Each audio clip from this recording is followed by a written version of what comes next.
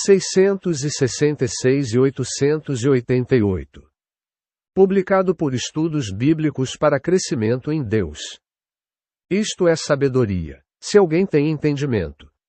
Deixe-o calcular o número da besta. Pois é o número do homem. Seu número é 666. Apocalipse 1:18 da tarde. K. Y. Rho. Eu. O. Sigma. K. O. Sigma. Mu. O. Sigma. Sabedoria. A maioria das pessoas sabe que 666 é o número da besta. Quem ou o que a besta é, ou porque ela deveria ter um número, é um assunto menos certo.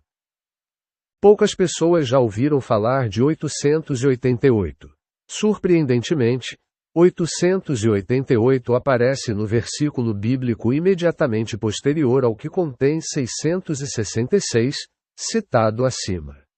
No entanto, está oculto no versículo em vez de claramente declarado, como explicarei mais tarde. As Escrituras são inspiradas pelo Espírito Santo e, sem a ajuda do Espírito Santo, só podemos compreendê-las no nível superficial da mente natural.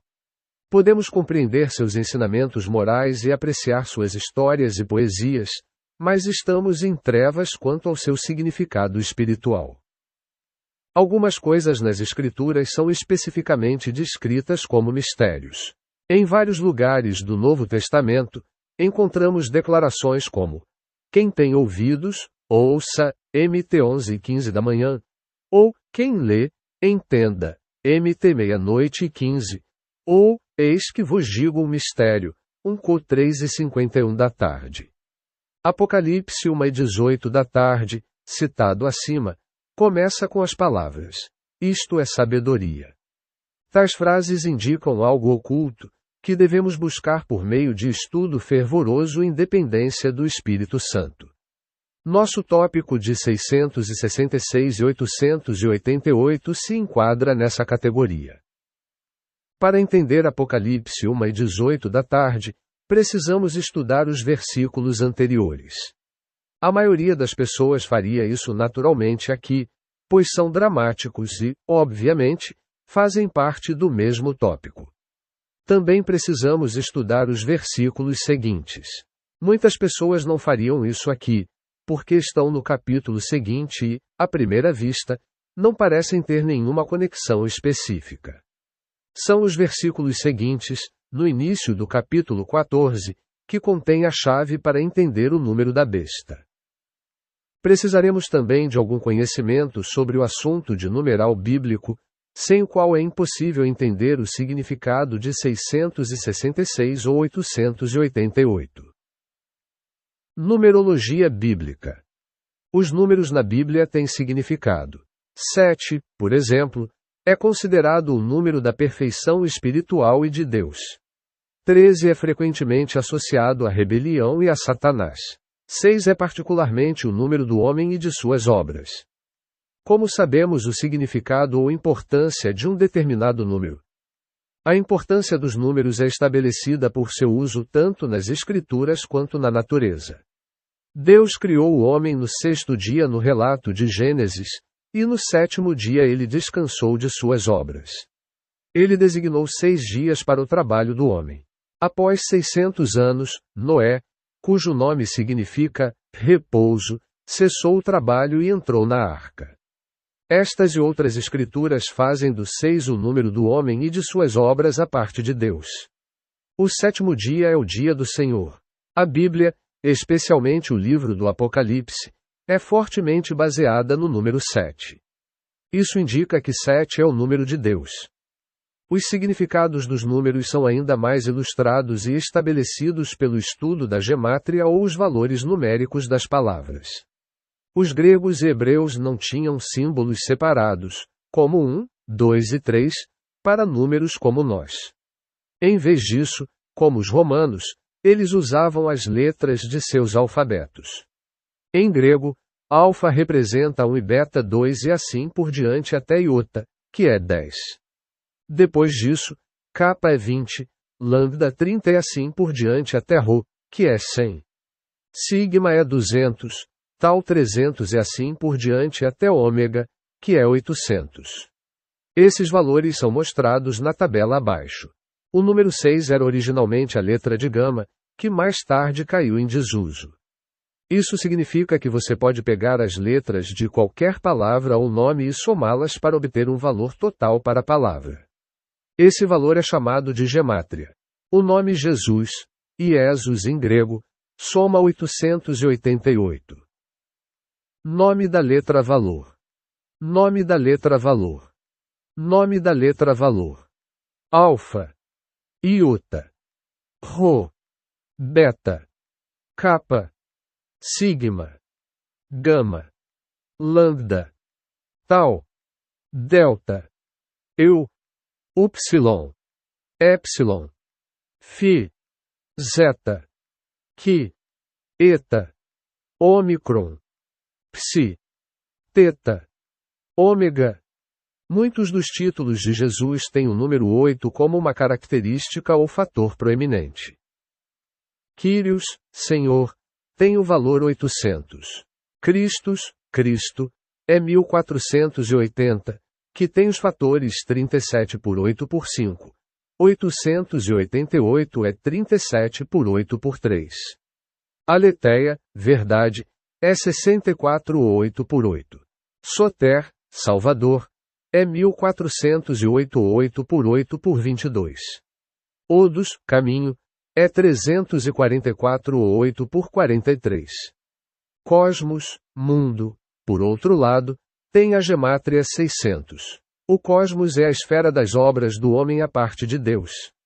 Muitos dos nomes e títulos de Satanás, como Dracon, dragão, e Ófis, serpente, têm o fator 13. Ao longo dos séculos, muito tempo foi dedicado ao estudo dos números.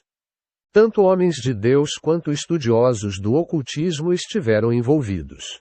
O número 666 despertou muito interesse e os 153 peixes capturados na rede provavelmente tiveram mais de 153 explicações diferentes. Um excelente livro sobre o assunto, Numbering Scripture, de Ethelbert Bullinger, foi escrito no final do século XIX. Seu conhecimento das escrituras, do hebraico e do grego era erudito.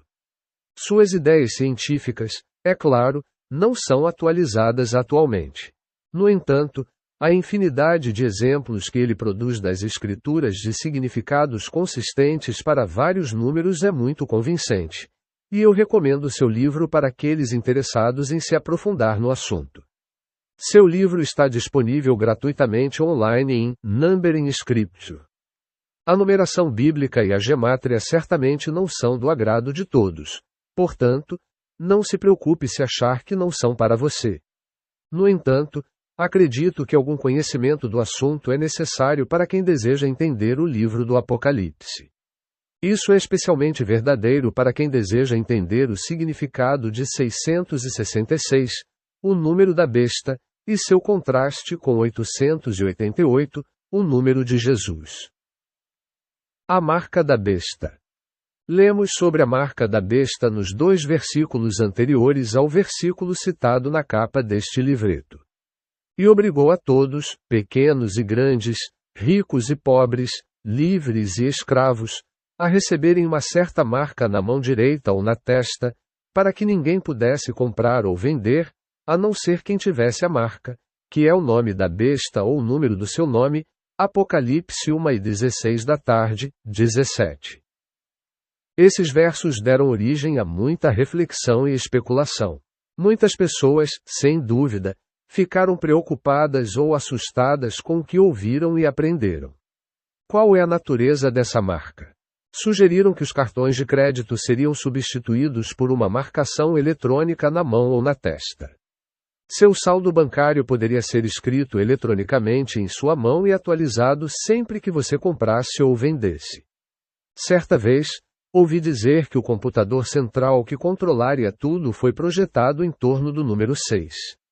Esta última ideia é muito improvável, pois todos os bons especialistas em computação sabem que existem 8 bits em um byte, e os computadores geralmente são construídos em torno de 2, 8 e 16, em vez de 6. Desde que escrevi isto, um dos meus leitores me informou que biochips que podem ser implantados sob a pele para identificação pessoal, ou animal, têm 18 bits em 3 grupos de 6. Esta visão literal de Apocalipse, capítulo 13, entra em conflito com o capítulo 14, versículo 1. Então olhei, e eis que estava o Cordeiro, em pé sobre o monte Sião, e com ele 144.000, que tinham escrito na testa o nome dele e o nome de seu pai. Devemos interpretar versículos consecutivos de forma consistente. Se a marca da besta for feita eletronicamente na testa das pessoas, então o nome de Jesus deve ser escrito eletronicamente na testa dos 144.000. Nunca ouvi ninguém sugerir que isso vá acontecer.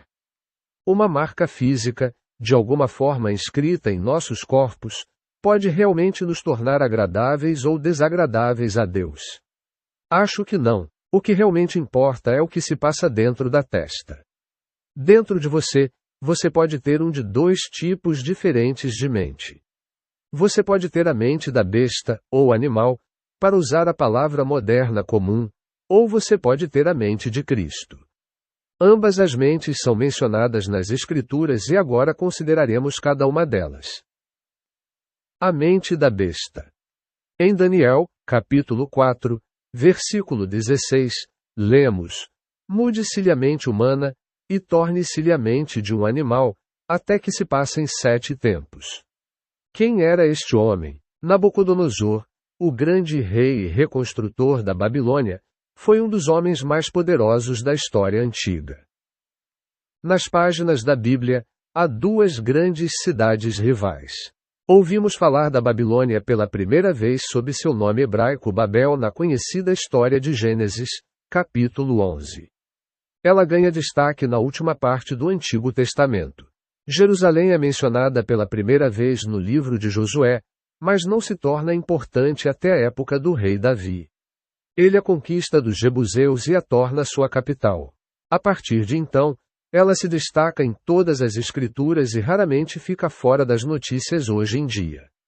O livro do Apocalipse termina com a destruição da Babilônia e a manifestação da Nova Jerusalém descendo do céu como uma noiva adornada para o seu marido. Egito e Babilônia foram os 2 grandes impérios da antiguidade. Ambos são repletos de profundo significado espiritual. A primeira grande libertação das Escrituras veio do Egito. A segunda, da Babilônia. Todo o povo de Deus, Israel, saiu do Egito. Apenas uma minoria deles retornou da Babilônia. O que esses 2 países representam? Todo leitor da Bíblia conhece a história de Moisés e o êxodo do Egito, as 10 pragas, a primeira Páscoa, a destruição dos egípcios no Mar Vermelho e o nascimento de Israel, o povo de Deus.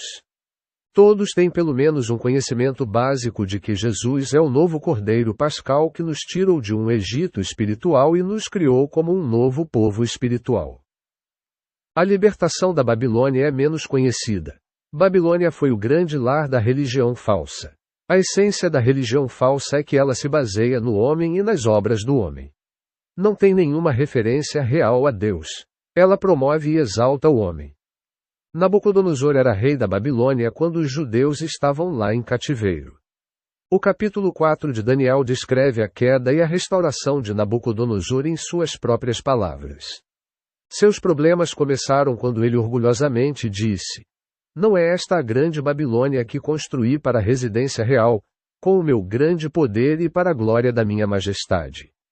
Essas palavras ecoam as dos primeiros construtores de Babel, séculos antes, quando construíram sua torre em total independência e desrespeito a Deus.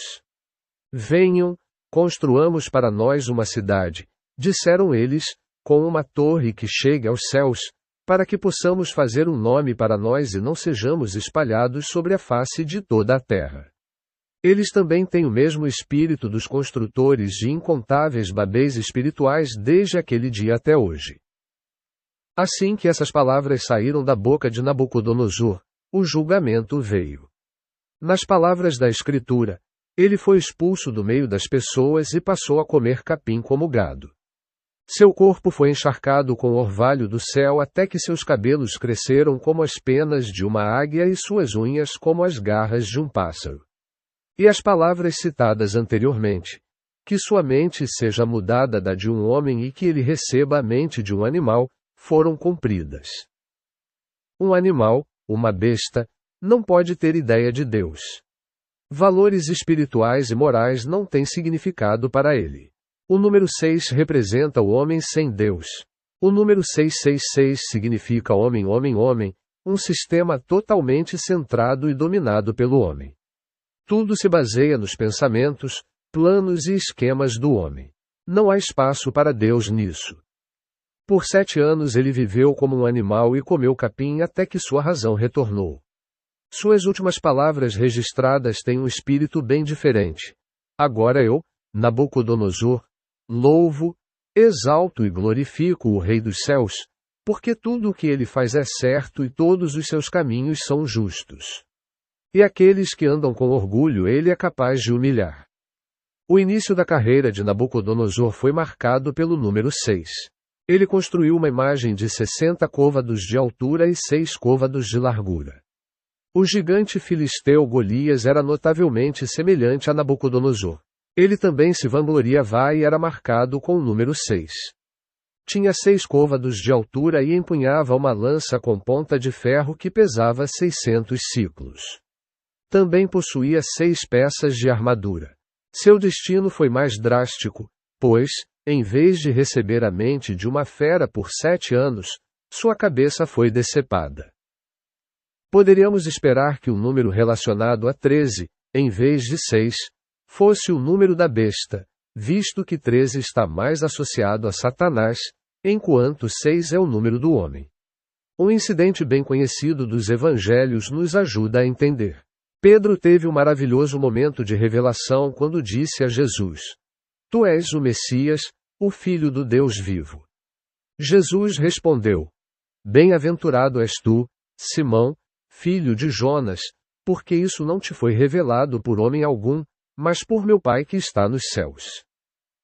Logo depois, na narrativa, Pedro deu a Jesus um conselho bem intencionado sobre como evitar seus sofrimentos e a morte. Jesus voltou-se e disse-lhe: Para trás de mim, Satanás. Tu és uma pedra de tropeço para mim. Não pensas nas coisas de Deus, mas sim nas dos homens. Mateus 4:22 da tarde menos 23.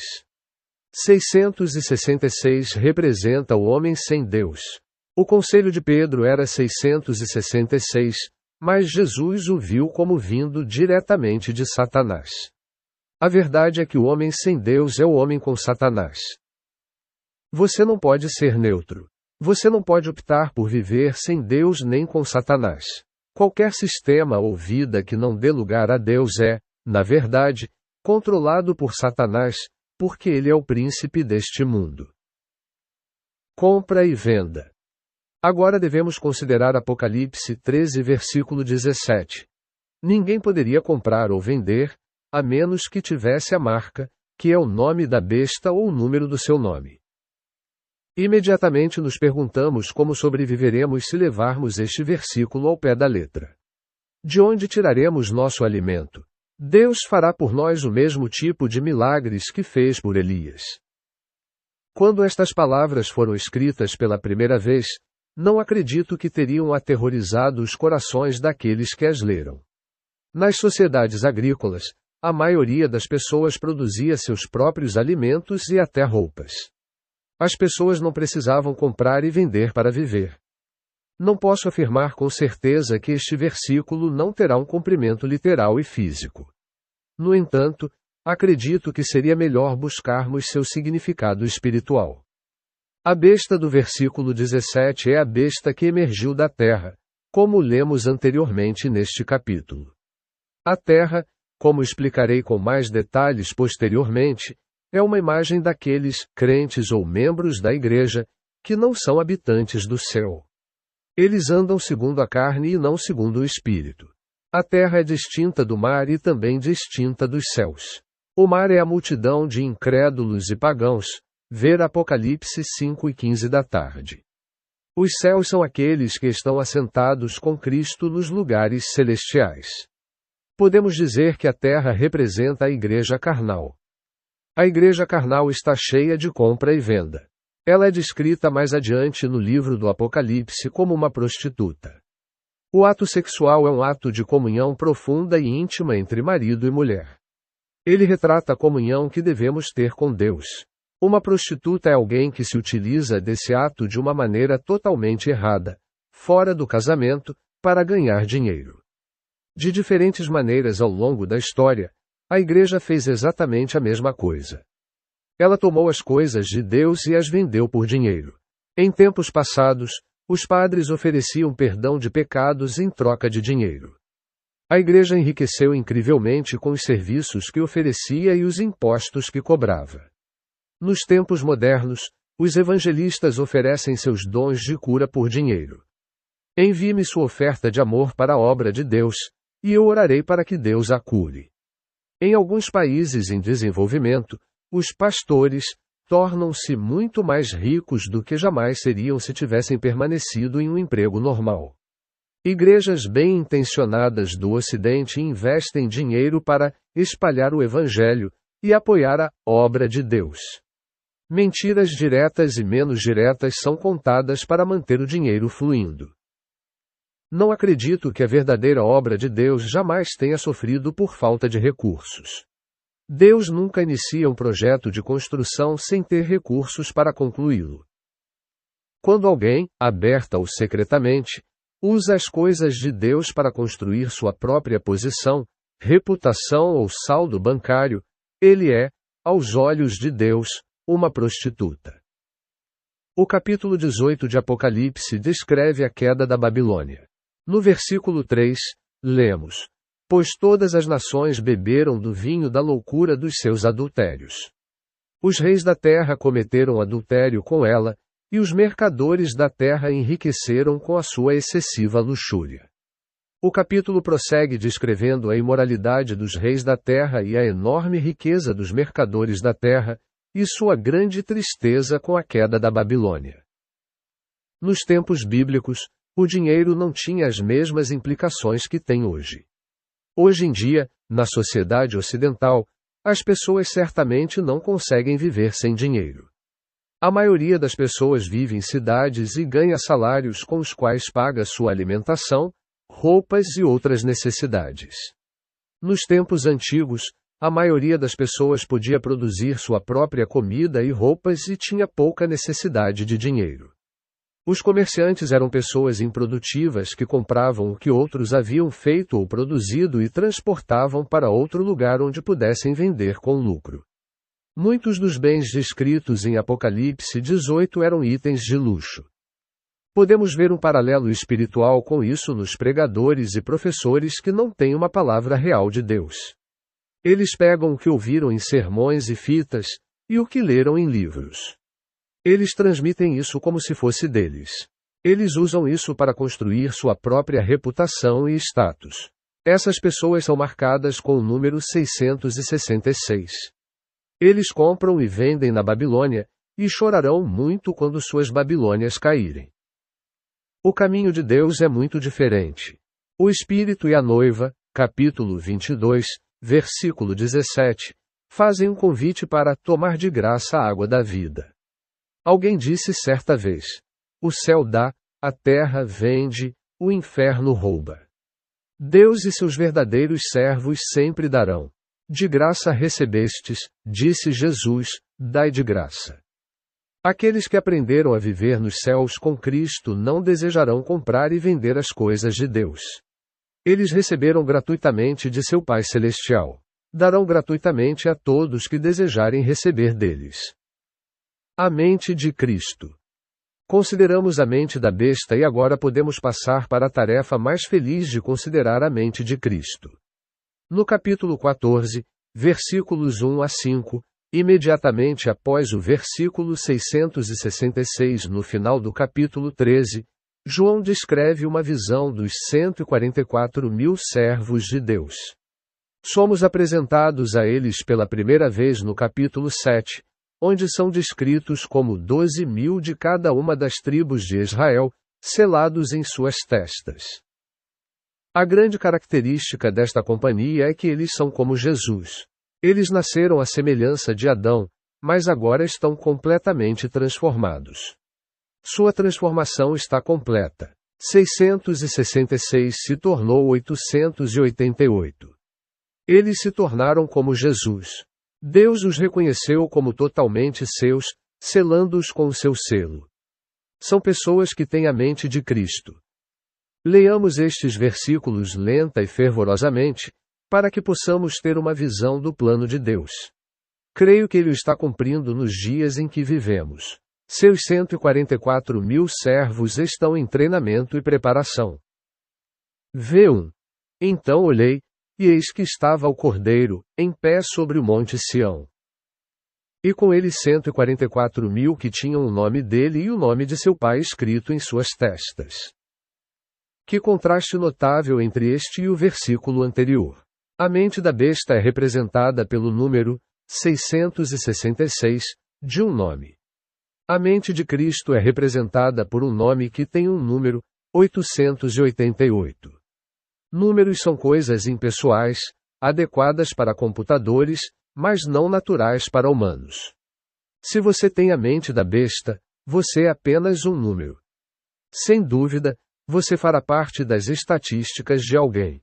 Se você tem a mente de Cristo, você tem um nome. Você se tornou uma pessoa e um indivíduo aos olhos de Deus. Seu nome está no livro da vida do Cordeiro. Estes 144.000 estão no Monte Sião. O significado disso é claro em Isaías, capítulo 2, versículos 2 e 3. Nos últimos dias, o monte do templo do Senhor será estabelecido como o principal entre os montes. Será elevado acima dos montes, e todas as nações acorrerão a ele. Muitos povos virão e dirão: Vinde, subamos ao monte do Senhor, à casa do Deus de Jacó.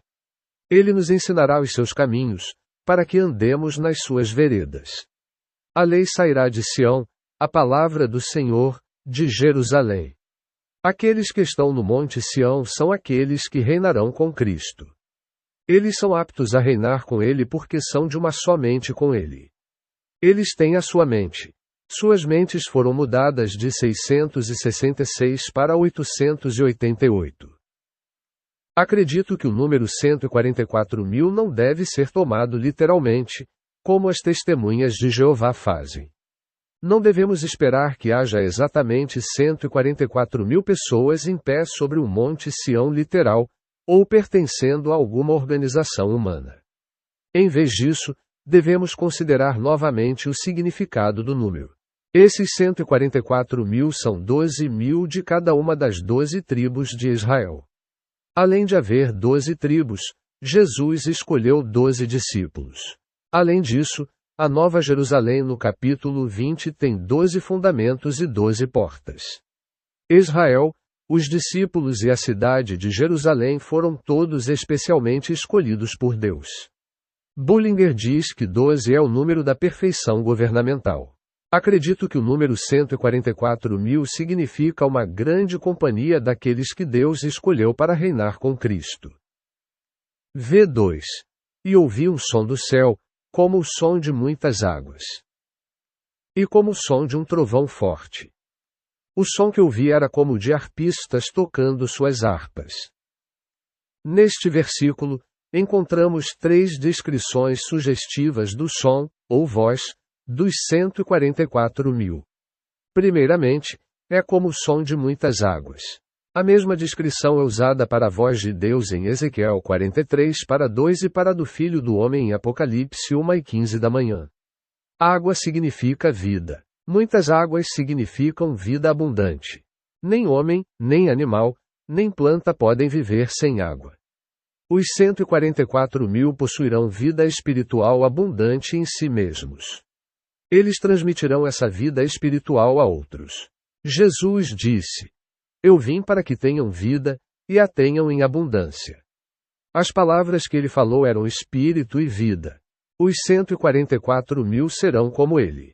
As palavras que eles falarem trarão vida para aqueles que ouvem.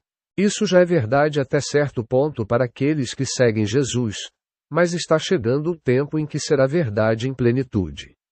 Será verdade em uma medida muito maior do que já vimos. Em segundo lugar, seu som é como um forte trovão. Trovão sugere autoridade e poder. A voz de Deus no Sinai foi acompanhada por trovão quando ele anunciou a revelação mais autoritária que o homem já teve o privilégio de receber. Moisés entregou os 10 mandamentos e a lei que os seguiu com a plena autoridade de Deus.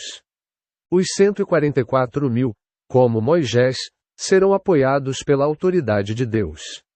Eles não serão novos recrutas para o exército de Deus. Serão aqueles a quem Deus treinou, preparou, purificou e aprontou para receber sua autoridade. Eles serão totalmente qualificados por seu caráter para recebê-la. Em terceiro lugar, seu som é como de arpistas tocando harpas. A voz dos 144.000 é como música. Nem todos têm a habilidade de fazer música. Apenas aqueles que têm um dom natural. Além disso, ninguém consegue fazer boa música sem treinamento. Bebês não fazem cantores de ópera. Um músico precisa primeiro aprender a ouvir antes de tocar. Ele precisa aprender a reconhecer escalas maiores e menores, combinações de sons e ritmos. Ele precisa então disciplinar suas mãos ou sua voz para reproduzir esses sons. Tudo isso exige muito tempo e treinamento, além de habilidade natural. O resultado é duplo. A música pode proporcionar grande prazer. Pode ser muito bonita. É também uma forma de comunicação. Pode transmitir uma mensagem. A voz dos 144.000 será como música. Como músicos, eles terão um dom dado por Deus. Terão ouvido longa e intensamente a voz de Deus. Serão treinados por longa disciplina para reproduzir essa voz. O resultado será que transmitirão a verdadeira palavra de Deus, e o farão com grande beleza. As multidões foram atraídas a Jesus exatamente por esses motivos. Seu veredito: ninguém jamais falou como este homem. Como verdadeiros músicos, eles se harmonizarão perfeitamente entre si. Músicos ruins tentam cantar a mesma melodia, mas podem estar desafinados e fora de sincronia. Eles podem se divertir, mas outras pessoas não vão querer ouvir. Bons músicos podem cantar melodias diferentes, mas harmonizam-se e se harmonizam perfeitamente. Aqueles que são ensinados apenas por homens, todos falam a mesma mensagem, mas estão fora de sincronia e desafinados entre si. Eles não têm unidade real. Aqueles que, como os 144.000, são ensinados por Deus têm uma diversidade maravilhosa e, ainda assim, se harmonizam perfeitamente. Eles são um só no espírito. V3. E cantavam um cântico novo diante do trono, e diante dos 4 seres viventes, e dos anciãos. Ninguém pôde aprender a canção, exceto os 144.000 que foram redimidos da terra. As pessoas cantam canções para expressar ou descrever uma experiência. Pessoas que sabem pouco ou nada sobre a experiência não conseguirão se identificar com a canção. A experiência marcante dos 144.000 é que eles foram redimidos da terra. A terra é o reino do homem natural. Ela contrasta com o céu, que é o reino de Deus e do Espírito. O livro do Apocalipse se refere frequentemente a 3 esferas: os céus, a terra e o mar. O mar é estéril e inútil. Não se pode cultivá-lo, construir sobre ele ou controlá-lo de forma alguma. A única coisa útil que se pode fazer com ele, pelo menos no mundo antigo, é pescar seus peixes. Os peixes devem então ser trazidos para a terra. Jesus usou essa imagem para descrever a experiência inicial de conversão. Ele disse a Pedro: "Eu vos farei pescadores de homens." Os discípulos deveriam trazer pessoas do reino do mar para o reino da terra. O livro do Apocalipse distingue claramente entre aqueles que habitam na terra e aqueles que habitam no céu. Portanto, alegrai-vos, ó céus, e vós que neles habitais. Mas ai da terra e do mar, porque o diabo desceu até vós. Ele está cheio de fúria, porque sabe que o seu tempo é curto. A primeira parte deste versículo não se refere àqueles que morreram e foram para o céu, mas àqueles que estão assentados com Cristo nos lugares celestiais. O céu no Novo Testamento é uma realidade presente e não um lar futuro. É o reino do Espírito. Terminologia diferente é usada para o que acontece depois que morremos. Paulo, por exemplo, fala de partir e estar com Cristo, mas não de ir para o céu. Jesus fala de ir para o Pai. Como todos os outros membros da raça de Adão, os 144.000 eram originalmente da terra. Tornaram-se habitantes do céu. Sua cidadania mudou. Eles não pertencem mais ao mundo e seus sistemas, mas ao reino celestial. A plenitude da redenção foi realizada neles, e agora pertencem inteiramente a Deus. V4. Estes são aqueles que não se contaminaram com mulheres. Pois eles se mantiveram puros. Eles seguem o Cordeiro por onde quer que ele vá. Eles foram comprados dentre os homens e oferecidos como primícias a Deus e ao Cordeiro. O que significa contaminar-se com mulheres? Obviamente, vivemos em uma era de promiscuidade sexual e imoralidade de todos os tipos. Os servos de Deus devem ser puros e irrepreensíveis em todos esses assuntos. No entanto, isso deveria ser óbvio.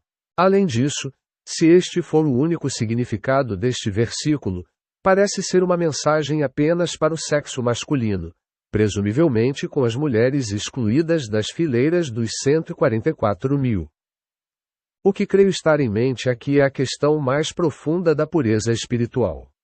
O livro do Apocalipse fala de duas mulheres más. Em Apocalipse 2:20 da manhã, lemos: Você tolera Jezabel, aquela mulher que se diz profetiza.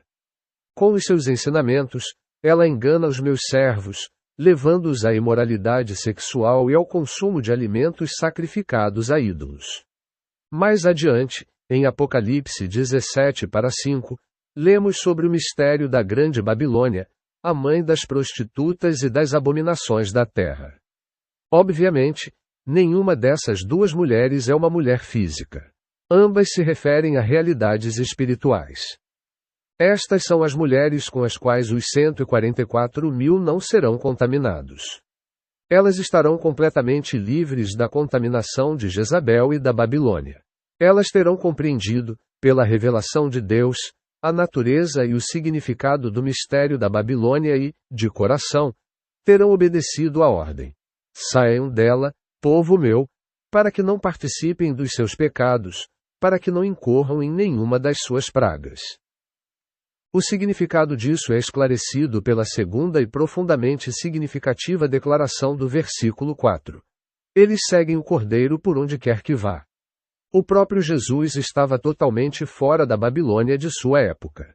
Ele não tinha participação em seus sistemas religiosos corruptos, criados pelo homem. Como ele, eles serão totalmente guiados pelo Espírito. O que significa seguir o Cordeiro por onde quer que ele vá? Para onde Jesus foi, nesta terra, ele passou da concepção, pela palavra de Deus, ao nascimento. Passou pela infância e adolescência até a idade adulta. Trilhou o caminho da obediência, da rejeição, do sofrimento e da morte. Ressuscitou vitorioso da sepultura e foi exaltado à destra de Deus. Em resumo, esse foi o caminho do Cordeiro de Deus. Esse também é o caminho daqueles que o seguem por onde quer que ele vá. Nada pode ser omitido. Aqueles que o seguem também devem ser concebidos e nascidos pela palavra de Deus. Também devem passar pela infância e adolescência até a maturidade. Também devem experimentar rejeição, sofrimento e morte em sua caminhada de obediência. Para a maioria, esta não será uma morte física, mas uma experiência de morte. Eles também, se sofrerem com ele, reinarão com ele. Serão oferecidos como primícias a Deus e ao Cordeiro, assim como ele foi oferecido como as primícias das primícias. Milhares de pessoas foram tocadas e abençoadas por Jesus nos breves 3 anos de seu ministério na terra. Apenas 12 estiveram com ele o tempo todo e o seguiram por onde quer que fosse. Os 144.000 também são uma pequena minoria composta por aqueles que seguem o Cordeiro por onde quer que ele vá. Além deles, como descrito no capítulo 7 do Apocalipse, haverá uma grande multidão vestindo vestes brancas e em pé diante do trono de Deus. V5. Não se achou mentira na sua boca, são irrepreensíveis. As características finais dos 144.000 são a veracidade e a pureza. A mentira é o modo de vida que nos cerca. Mentiras diretas, mentiras indiretas, mentiras brancas e mentiras deslavadas fazem parte da política, dos negócios e da vida social. Pior ainda, fazem parte da vida familiar e da vida eclesiástica. Pior ainda, podemos encontrar sua fonte em nossos próprios corações. Jesus era e é completamente diferente. Tudo o que ele disse e fez era totalmente verdade. Ele mesmo era e é a verdade. O Espírito Santo é o Espírito da verdade. Satanás, por outro lado, é descrito como o pai da mentira. Qual é a maior mentira? Acredito que a maior mentira é o falso testemunho sobre Deus. Jesus é descrito como a testemunha fiel e verdadeira. Ele foi e é a representação e descrição perfeitas de Deus. Ele não apenas falou a verdade, mas era a verdade. Os fariseus, por outro lado, eram as falsas testemunhas definitivas. Eles falavam de Deus e ensinavam as pessoas sobre Deus, mas suas vidas o negavam totalmente. A religião mamé de hoje, a Babilônia moderna é a mesma. Sua pretensão de representar Deus é a mentira definitiva e a difamação definitiva do caráter de Deus. É pecaminoso e errado mentir sobre coisas naturais, e mesmo assim devemos cultivar uma atitude de veracidade. É muito pior mentir espiritualmente, sendo falsas testemunhas de Deus. Grande parte daquilo que se autodenominou igreja ao longo dos séculos tem sido uma grande mentira.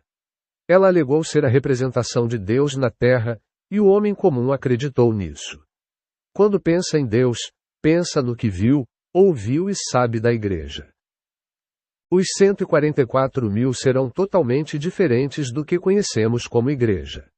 Como Jesus, serão testemunhas fiéis e verdadeiras, em cujas bocas e em cujas vidas não haverá mentira. O mundo agora está faminto por conhecê-los. Conclusão. Neste estudo, examinamos dois tipos de pessoas. Podemos chamá-las de 666 pessoas e 888 pessoas. As 666 pessoas vivem suas vidas sem Deus, totalmente de acordo com a natureza humana adâmica e caída. Ao fazer isso, voluntária ou involuntariamente, elas estão sob o domínio de Satanás. As 888 pessoas são um contraste total. Elas seguem o Cordeiro por onde quer que ele vá. São totalmente guiadas pelo Espírito e entraram na plenitude da filiação. Foram redimidas da terra. Podemos estar entre esses 144.000. É possível tal nível de perfeição. Podemos obedecer ao mandamento de Jesus de sermos perfeitos, assim como o vosso Pai Celestial é perfeito. As visões de João na ilha de Patmos realmente vieram de Deus. Palavras humanas são inadequadas para responder a essas perguntas. A menos que tenhamos uma resposta de Deus no fundo dos nossos corações, pela revelação do Espírito Santo, não temos resposta que possa afetar as nossas vidas. A revelação da sua palavra traz luz. Esperemos nele para que a recebamos. www. Por fim, vamos considerar um fato interessante. W é a sexta letra do alfabeto hebraico. Em outras palavras, W representa o número 6. Então, como se escreve 666 em hebraico? Você adivinhou. www. A www, ou World Wide Web, é um vasto amálgama de sabedoria e conhecimento humano sobre todos os assuntos imagináveis, bons, ruins e neutros. Com apenas alguns cliques do mouse, você pode encontrar informações sobre praticamente qualquer tópico que escolher. Temos acesso a uma fonte quase infinita de conhecimento humano. Encontramos algo semelhante nas Escrituras. Pedro disse a Jesus: Tu sabes tudo. João 9:17 da noite. João estava presente na ocasião e ouviu isso, e escreveu palavras semelhantes em sua carta. Vocês têm a unção do Santo e sabem tudo. 1 João 2:20 da manhã. Nem Jesus nem os leitores da carta de João eram usuários da internet. Sua fonte de conhecimento não era 666, mas 888. Eles tinham a mente de Cristo, não a mente da besta. Número nas Escrituras.